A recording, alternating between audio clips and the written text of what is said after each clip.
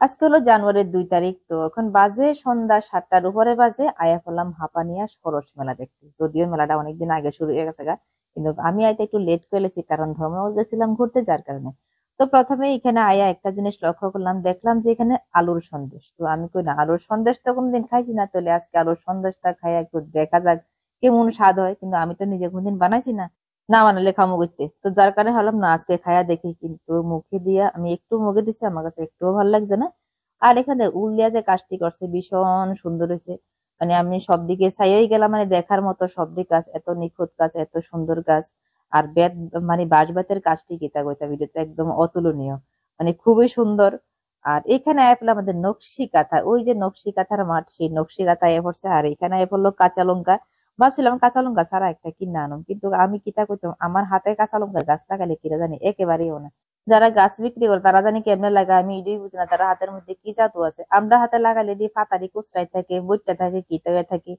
আর এখানেও বাঁশ বেতের গাছটি এত সুন্দর হয়েছে, মনটা তো কয় সবজি উড়াই লইয়া, কিন্তু সবজি উড়াইলে এত আনন্দ সম্ভব না। তাই আছে শোকে, মানে চোখের শান্তি দিয়ে আয়ে পড়ি। তো মেলার মধ্যে তো আবার সরস মেলা রয়েছে, মেইন হয়েছে খাওয়া দাওয়া, মানে যত রকম খাইতে পারো অত রকম খাও। খাওয়া দাওয়ার লেগে এখানে কিন্তু মেইন জায়গা। আর এই যে কানাটি, কানাটি খুব ভালো লাগে, যাবে মনে মনে ভাবি কানাটি লাগালি নিয়ে আবার গুনে নেই, কিট কিট করে মজা করতেছি, মনে হয় না গুনে ধরবো, গুনে দেওয়ার মতো, ধরার মতো তারা এখানে বানাইতো না।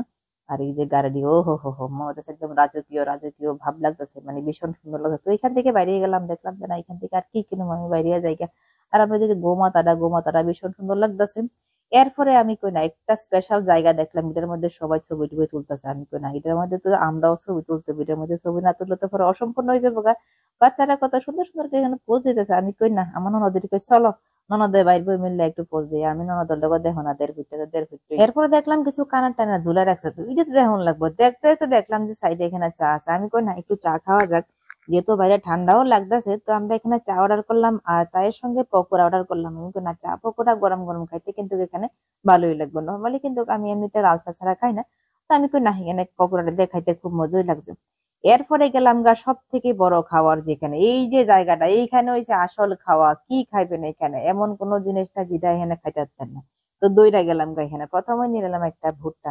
ভুট্টা হাতে নিয়েই দেখি যে সামনে বিপ্লব মজুমদার, যিনি এশিয়া গেমসে ব্রোঞ্জ আনছিল।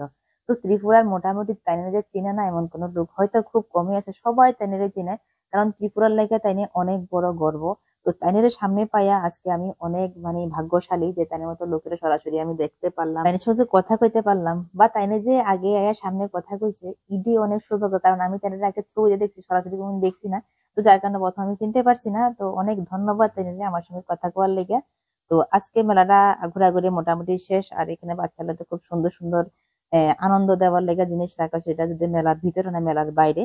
তো আজকে মেলাটা খুব ভালো লাগছে। 8 তারিখ পর্যন্ত মেলাটা চলবো, যারা গেছেন না অবশ্যই ঘুরাইবেন, ভালো মন্দ খাইবেন। Tata, good night.